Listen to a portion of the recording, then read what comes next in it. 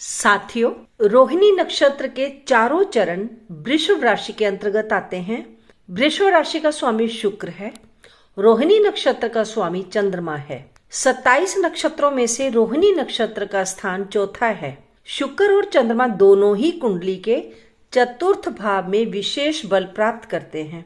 रोहिणी नक्षत्र में जन्मे जातक को कुंडली के चतुर्थ भाव से संबंधित सभी कार्यों से धन लाभ तथा प्रतिष्ठा मिलती है। चौथा भाव मानसिक सुख का है, वाहन से संबंधित है तथा सुख सुविधाओं से भी संबंधित है। इस कारण व्यक्ति संगीत प्रेमी या संगीतकार होता है।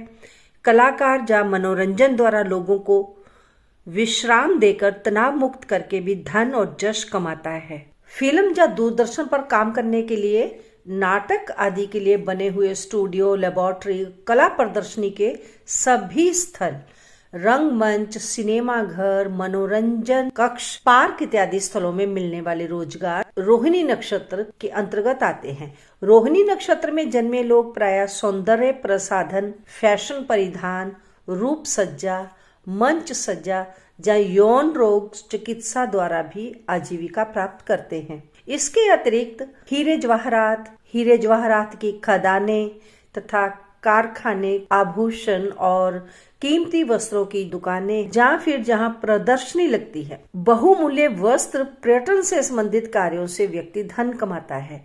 इसका मुख्य कारण ये है कि रोहिणी नक्षत्र को रजोगुणी नक्षत्र माना जाता है।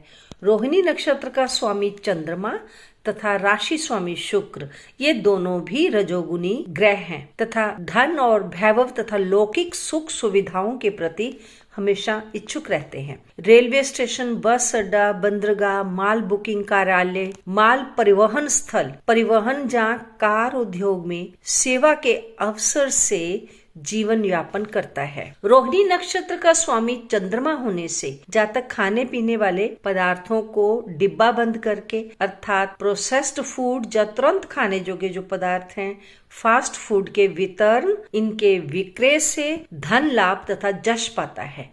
पीने योग्य जितने पदार्थ हैं, ठंडे पदार्थ अर्थात कोल्ड ड्रिंक इत्यादि, मिनरल वाटर या फिर नदी, नहर, झील, तालाब, जल भंडार, बांध से बनी हुई झील पर काम करने वाले लोग अर्थात जल प्रबंधन से जुड़कर भी रोहिणी नक्षत्र का जातक आजीविका प्राप्त करता है।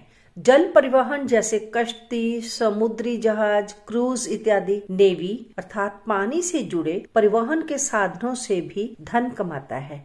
मंडी, बाजार, shopping complex, mall, multiplex, hotel, restaurant, विश्राम घर, पर्यटन सेवा केंद्र, पर्यटक आवास स्थान, पर्यटन स्थल, सौंदर्यीकरण के कार्य, पेट्रोल तथा पेट्रोलियम उत्पाद, साबुन, तरल पदार्थ, वस्त्र उद्योग, एजेंटी का काम करने वाले लोग, बैंक और वित्तीय सेवा संस्थान में काम करने वाले लोग, व्यापारिक ऋण देना लेना या घर बनाने के लिए ऋण देने वाली संस्थाओं से जुड़कर भी ऐसा व्यक्ति धन कमाता है तथा सार्वजनिक हितों की पूर्ति करने वाले जो व्यवसाय हैं, उनसे संबंधित भी रोहिणी नक्षत्र वाला जातक रहता है।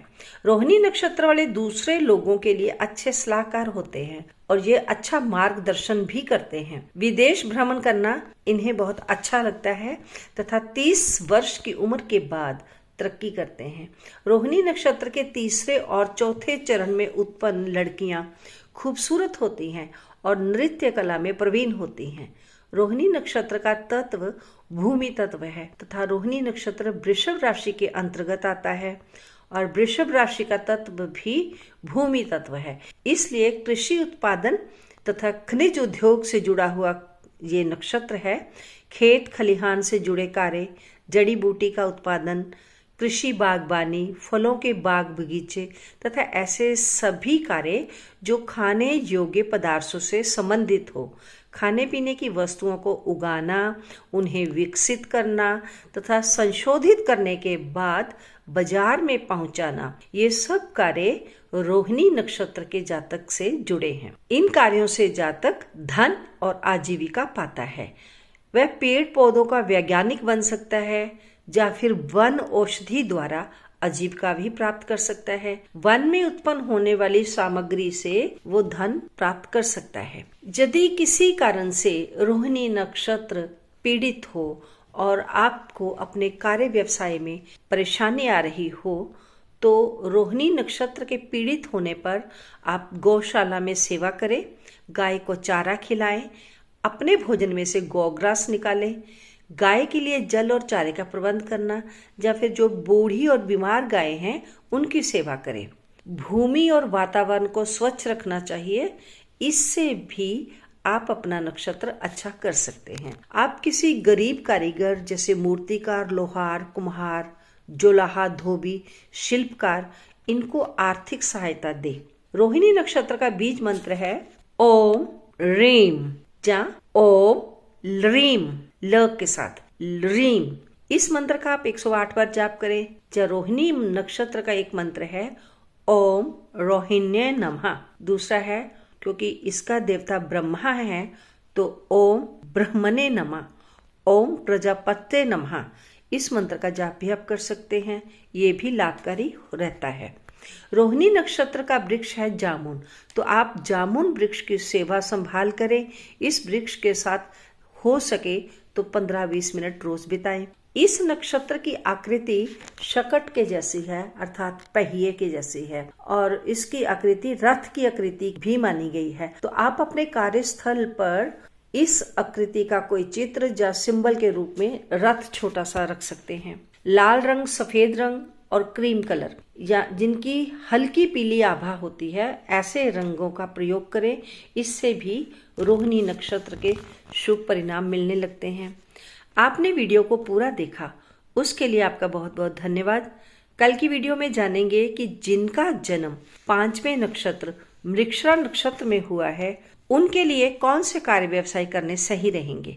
कृपया इस जानकारी को आगे शेयर अवश्य करें। सदा खुश रहें। ओम नमः शिवाय।